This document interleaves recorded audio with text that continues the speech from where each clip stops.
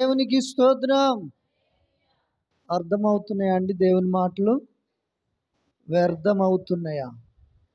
పరిశుద్ధ గ్రంథమైన బైబిల్లో నుండి మొదటి సమూయేలు గ్రంథము 10వ అధ్యాయము 6 నుంచి 9 వచనముల వరకు చదువుదాం.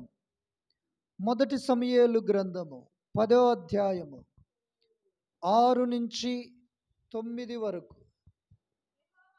యెహోవా ఆత్మ నీ మీదికి బలముగా దిగివచ్చును. నీవు వారితో కలిసి ప్రకటన చేయుచుండగా నీకు క్రొత్త మనస్సు వచ్చును. దేవుడు నీకు తోడుగా నుండును గనుక ఈ సూచనలు నీకు సంభవించిన తర్వాత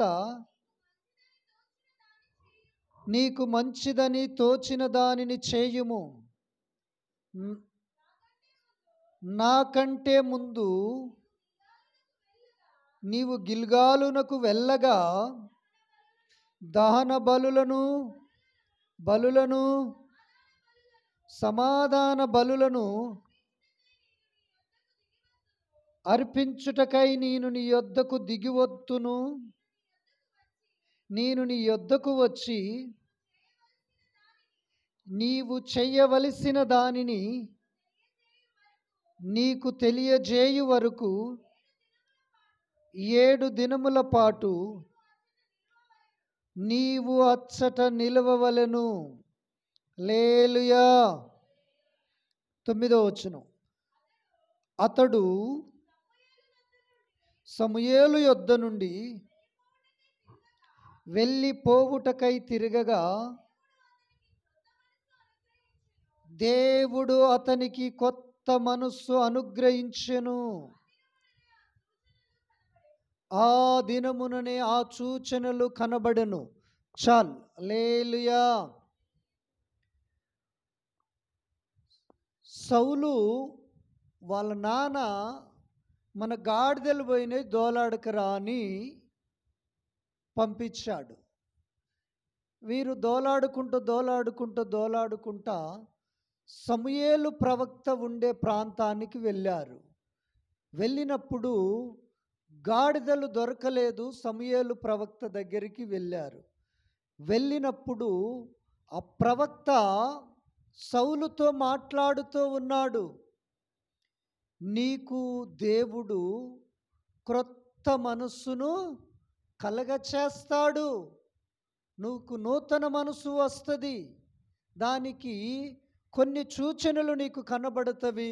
నువ్వు ముందుగా వెళ్ళి అక్కడ ఉండు, నేను వస్తాను. వచ్చిన తర్వాతకి నువ్వు నాతో పాటు 7 దినాలు అక్కడే ఉండాలి అని సమూయేలు సౌలుకు చెప్పుతూ ఉన్నాడు. హల్లెలూయా. దేవునికి స్తోత్రం. మీ సేవకునితోటి సంవత్సరంలో ఒక్కరోజన గడిపారా? లేదు. హల్లెలూయా.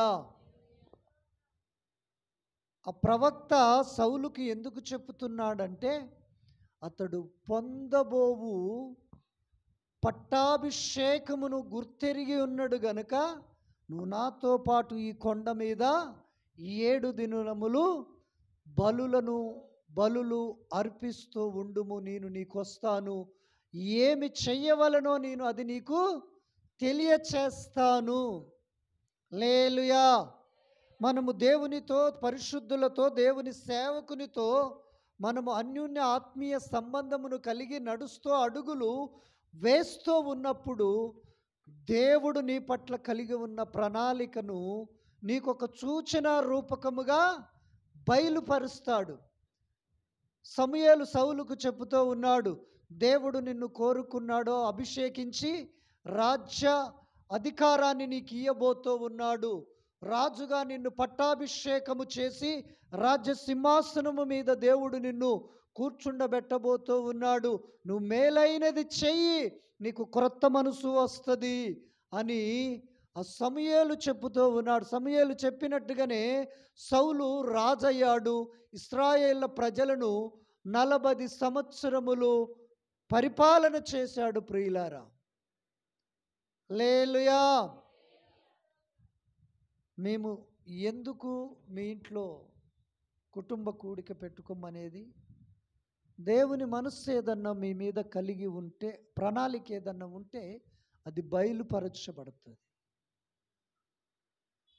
దేవునికి మీకు అడ్డుగా ఏదన్నా ఉంటే ఆ రోజు ఆ కూడిక ద్వారాగా మీకు మీరుగా దాన్ని తొలగించుకొని విడిచిపెడతారు.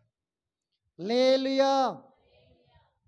గనుక నా ప్రియమైన దేవుని సంగమా, 7 దినాలు సమూయేలు చెప్పినట్లుగా సౌలు అక్కడున్నాడు. 7వ దినాన క్రొత్త మనసు పొందుకొని ఇదే నీకు సూచనని చెబుతూ ఉన్నాడు. కానా విందులో యేసుక్రీస్తు ప్రభుల వారు నీటిని ద్రాక్షారసముగా మార్చి సూచక క్రియ చేసి ఉన్నాడు. హల్లెలూయా. నీటిని ద్రాక్షారసముగా యేసు ప్రభు మార్చాడా, మారవలేదా? యేసు ప్రభు నీ ఇంట్లోకి వస్తాడు. నీవు నేను ఆరాధన చేస్తున్నప్పుడు దయ్యాలు, భూతాలు, శక్తులు రావు, పారిపోతాయి, వెళ్ళిపోతాయి. నీవు నేను కలిసి పాడుతూ, స్తుతిస్తూ, ఆరాధిస్తూ, దేవుణ్ణి గణపరుస్తూ, దేవుని మాటలు వింటున్నప్పుడు నూతనత్వము మనలో కలుగుతుంది. నూతన నవీన స్వభావమును మనకొస్తుంది. నూతన మనస్సు పుడుతుంది. శుద్ధ హృదయము కలుగుతుంది. స్థిరమైన సమ్మతి కలిగిన మనస్సును మనము కలిగి ఉంటాం. రాలేదుగా చంచలమైన మనస్సు. హల్లెలూయా. దేవునికి స్తోత్రం. కనుక నా ప్రియమైన దేవుని సంగమా, సంఘబిడ్డలారా, నీలో నాలో ఏ బలహీనత ఉన్నదో నీకు తెలుసు, నాకు తెలుసు. అవి ఈ రాత్రి విడిచిపెడదాం. నిజంగా మీరు అమెరికోళ్ళే, నేనొక్కనే భారతీయుని. హల్లెలూయా. అమెరికోళ్ళు ఇంగ్లీష్లో మాట్లాడతారు, మేము తెలుగులో మాట్లాడతాం. కనుక దేవుని సంగమా, సంఘబిడ్డలారా, నీవు నేను నూతన సంవత్సరములోనికి అడుగు పెట్టబోతూ ఉన్నాం. గనుక దేవునికి విరోధమైనవి ఏమున్నాయో అవిని మనము విడిచిపెడదాం. అవిధేయుల మీది కాట ఏమొస్తుంది? దేవుని ఉగ్రత. ఇందాక మనం చదివాంగా, కొలస్సి 3:5లో చివరిలో ఉంటుంది. 3:5వ వచనంలో చివరిలో ఉంటుంది. విగ్రహారాధన, ధనాపేక్ష కలిగిన వారికి మీదికి దేవుని ఉగ్రత దిగి వస్తుంది. నూతన సంవత్సరంలో మన మీదికి ఏమి దిగి రావాలి? ఆమేన్. దేవుని ఆత్మ, దేవుని మనస్సు, దేవుని కృప, దేవుని అభిషేకము, దేవుని ఆశీర్వాదము మనపైకి దిగి రావాలి. ఆమేన్. ఇప్పుడు లైన్లోకి వచ్చారు. బండి ఇప్పుడే పట్టాలెక్కింది, ఇక ఆగదు.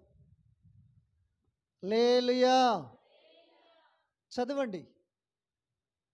విగ్రహారాధన, ధనాపేక్ష, కావున భూమి మీద ఉన్న మీ అవయములలో అనగా జారత్వమును, అపవిత్రతను, కామాతృతను, దురాశను, విగ్రహారాధనైన ధనాపేక్షను చంపివేయుడి. హల్లెలూయా. అవి గనుక మనలో ఉంటే దేవుని కృప రాదు కానీ దేవుని ఉగ్రత వస్తుందని వాక్యం హెచ్చరిస్తూ ఉంది. ఆ చేదైన వేరులు మనలో నుండి పెరికివేయబడునుగాక. ఆయాసకరమైనది యేసు నామములో మనలో నుండి తొలగించబడునుగాక. ఆమేన్. హల్లెలూయా. ఎజికేలు రాసిన పుస్తకము 36వ అధ్యాయము 26వ వాక్య భాగాన్ని, ఎజికేల్, నూతన హృదయము మీకిచ్చెదను, నూతన స్వభావము మీకు కలగ చేసేదను. రాతి గుండె మీలో నుండి తీసివేసి మాంసపు గుండెను మీకు ఇచ్చెదను. నా ఆత్మను మీ అందుంచి నా కట్టడలను అనుసరించి వారిగాను నా విధులను గైకొను వారిగాను మిమ్మును చేసేదను. చాలు. హల్లెలూయా.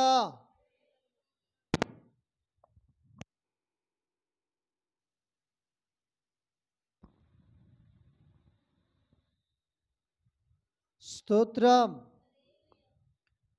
ఈ రాత్రి దేవుని మాట నీ హృదయాన్ని తాకినట్లయితే, నీవు విడిచిపెట్టని ఏమైతే ఉన్నాయో అవి రాత్రి విడిచిపెడితే నూతన హృదయాన్ని దేవుడిస్తాడట. నూతన స్వభావాన్ని మీకు ఇస్తాడట. రాతి గుండెను తీసి మాంసపు గుండెగా మారుస్తాడట. అంత మాత్రమే కాదు, ఇప్పటి వరకు ఒకవేళ దేవుని యొక్క ఆజ్ఞలను, కట్టడలను, విధులను నీవు అనుసరించలేకపోయినట్లయితే వాటిని కూడా అనుసరించే మనస్సును నీలో పుట్టిస్తాడు. ఉదాహరణకు, నువ్వు సంవత్సరం అంతటిలో ఆదివారాలు 52, నువ్వు 2 వారాలు వస్తావు సంవత్సరానికి. కానీ ఈ రాత్రి ప్రభు వాక్యం సెలవిస్తూ ఉంది, 50 వారాలు వచ్చి 2 వారాలు డుమ్మా కొట్టకుండా చూస్తాడు. హల్లెలూయా. అర్థమైంది అనుకుంటాను. దేవుని మనస్సు, దేవుని హృదయము, దేవుని యొక్క ఆజ్ఞలు, కట్టడలను నీవు అనుసరించాలని ఆశ నీలో పుడితే దేవుడు అద్భుతం నీ బ్రతుకులో చేస్తాడు. ఆవగింజంత విశ్వాసము గనుక నీలో ఉంటే ఈ కొండను ఇక్కడి నుండి పోయి సముద్రములో పడును అంటే పడుతుందట. హల్లెలూయా. 2 భార్యాభర్తలు ప్రార్థన చేస్తున్నారు. వాళ్ళ ఇంటికి మందిరానికి మధ్యలో ఒక గుట్ట అడ్డం ఉంది.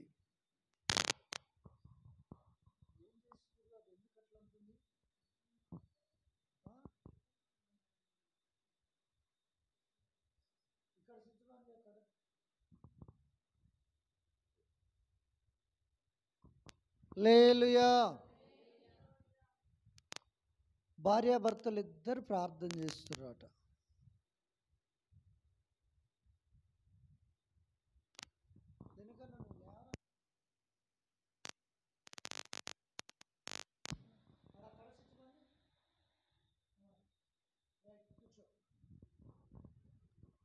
స్తోత్రం.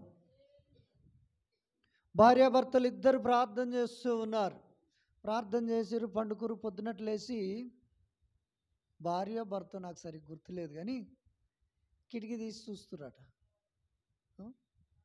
భార్యనా? భార్య అంటుందట, నేను అనుకున్నా, ప్రార్థనలోనే అనుకున్నా ఈ యొక్క గుట్టబోదని అని భార్య అంటుందట భర్తతోటి. భర్తుండి ప్రార్థన చేసావు, దేవుడు కార్యం చేస్తాడని ఆయన అంటుండట. ఏది చూడు నీ కళ్ళతోటి, నా కళ్ళతో చూసిన కనపడుతుంది గుట్ట అంటే ఆయన చూశాడట. గుట్ట ఉంది, తొలగిపోద్ది, ప్రార్థనకు అసాధ్యమైనది ఏది లేదని భర్త చెప్పటం జరిగింది. ఈ లోపల గవర్నమెంట్ వాళ్ళు వచ్చారు. ఇలా ఇంటి కానించి గుట్ట అడ్డం ఉంది కదా, రోడ్డు వేయటానికి కొలతలు కొలుస్తూ ఉన్నారు. మొత్తం బుల్డోజర్లు పెట్టారు, జేసీబీలు పెట్టారు. ఆ యొక్క గుట్టనంతా తొలగించి చక్కటి రోడ్డు వేశారు. అప్పుడు భర్త అంటున్నాడు భార్యతోటి, అవిశ్వాసురాలు అయిన మూర్ఖురాలా, నువ్వు ఆ రోజు నమ్మలేదు, కానీ మనం ప్రార్థన చేసిన ప్రార్థన వ్యర్థము కాలేదు. హల్లెలూయా. కనుక నీ ప్రార్థన ఎన్నడూ వ్యర్థం కాదు. నీ మనస్సు నిన్ను భ్రమ పెట్టవచ్చు, నీ ఆత్మ నిన్ను కలవరపరచొచ్చు. నిన్ను అవిశ్వాసములోనికి సాతాను చంచలమైన తలంపులను నీలో పుట్టించొచ్చు. కానీ చేసిన ప్రార్థన ఎన్నడూ నిర్వీర్యము కాదు. ఆమేన్, హల్లెలూయా. అందుకనే ఇర్మియా భక్తుడు ప్రవక్త చెప్తూ ఉన్నాడు 31:22 వచనములో. చదవండి 31:22. కావున దేవుడు ఈ మాట సెలవిచ్చుచున్నాడు, ఇదిగో నేను ఈ పట్టణమును అమ్మా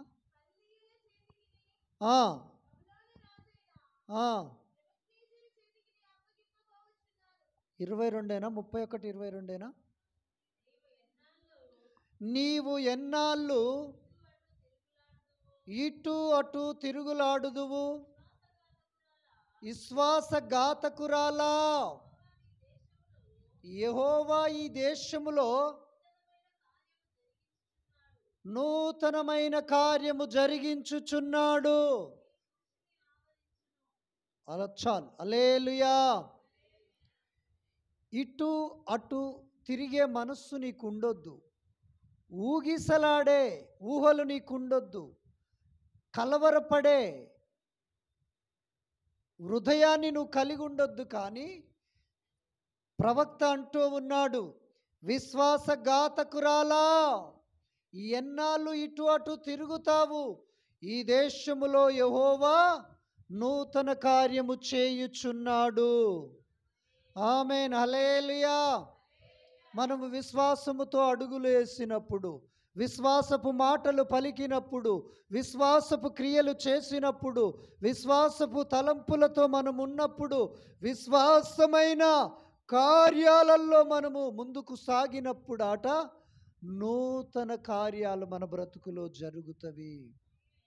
ఆమేన్, హల్లెలూయా. దేవుడు హెచ్చరిస్తూ ఉన్నాడు, అవిశ్వాసురాలా, ఎన్నాళ్ళు విశ్వాసఘాతకురాలవై ఇటు అటు తిరుగుతావు.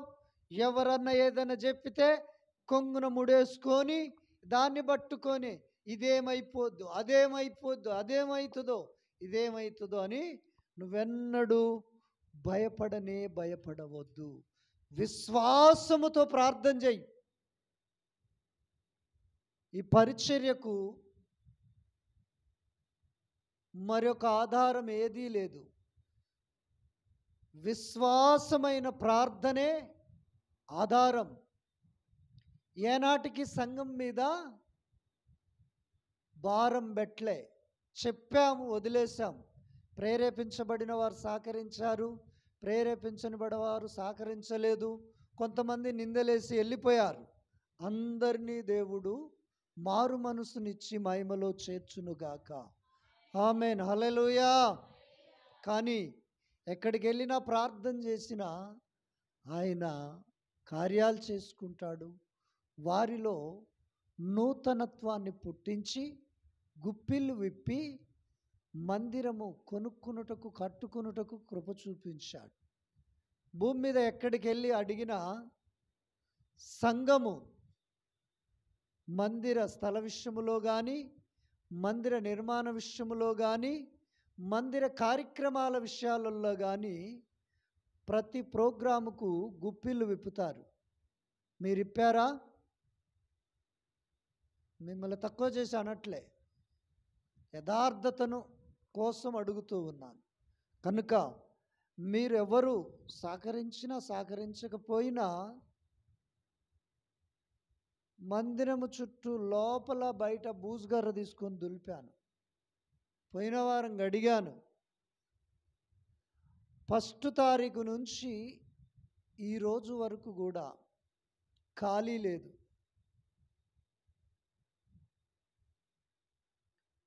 ఇదంతా చేసిన నాకు నేను మరిచిపోవచ్చు, దేవుడు మరిచిపోడు. అది సంఘానికి, సంఘ బిడ్డలకు నాకు ఇచ్చిన గర్భఫలానికి దేవుడు ఆశీర్వాదకరముగా మారుస్తాడు. ఎందుకు? నేను దేవుని పని చేస్తున్నానని విశ్వాసముతో చేశాను. కిరణ్కి ఒకనాడు, కిరణ్ నాకు ఈ పని చేసి పెడతావా అన్నాను. అయ్యగారు ఇంకా ఏమైనా పని ఉంటే చెప్పండి చేస్తానన్నాడు. నాకు ఆశ్చర్యం వేసింది ఆ ఉత్సాహం. మనం ఈ ఊళ్ళోనే ఉంటాం. మందిరాన్ని గడుక్కుంటే నువ్వు ఎవరిని గడిగినట్లు? యేసయ్య శరీరాన్ని, మందస్సాన్ని కడిగినట్లు. మందిరాన్ని ఉక్తి ఎవరు నూకినట్లు? దేవుని మందస్సాన్ని శుభ్రం చేసినట్లు. హల్లెలూయా, దేవునికి స్తోత్రం. దేవుని విలువ, దేవుని పని గురించి, దేవుని పరిచర్యను గురించి మీకు అర్థం కావట్లేదు. అర్థం అయ్యేటట్టు చెప్పినా కానీ వెనకబడిపోతూ ఉన్నారు. మీకు తాడు కట్టి సాతాను వెనకకు లాగుతూ ఉంది. యేసు నామములో ఆ తాడు ఈ సంవత్సరములో తెగిపోవునుగాక. ఆమేన్. పాత చర్చ్ ఉన్నప్పుడు వాళ్ళు ఎప్పుడు మందిరం గడిగేది. ఎందుకు? చినిగిపోయిన బట్టలు వేసుకొని కంట్రోల్ బియ్యంతో తినలేక ఉండేవారు. ఎప్పుడైతే మందిరాన్ని గడిగి దేవుని పని చేశారో దేవుడు దీవించాడు. దేవుడు దీవిస్తే కళ్ళు నెత్తికొచ్చాయి. రియల్ బిడ్డ, నువ్వు నమ్మినా నమ్మకపోయినా ఇది రియల్. పేరు మాత్రం చెప్పను.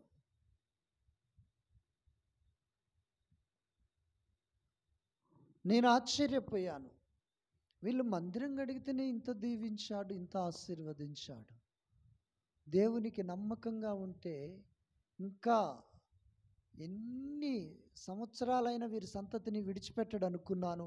దేవుడు చెప్పాడు, మీకు ఈ సంవత్సరము 3 లక్షల ఆదాయం ఇవ్వబోతుండంటే ఆ 3 లక్షల ఆదాయం వచ్చింది, కళ్ళు మూసుకుపోయినాయి. ఇప్పుడు అప్పుల్లో పడి కొట్టుకపోతూ ఉన్నారు. హల్లెలూయా. వారిని అవమానపరచటానికి కాదు, నీవు సరిచేయబడటానికి మాట. వారిని తృణీకరించటానికి కాదు, నీవు క్రీస్తులో తొలగిపోకుండా ఉండటానికి. వారు మీరు అందరూ సమానులే. హల్లెలూయా, దేవునికి స్తోత్రం. గనక నా ప్రియమైన దేవుని సంగమా, ఇంకొక ఎంత గంట ఉందా టైం?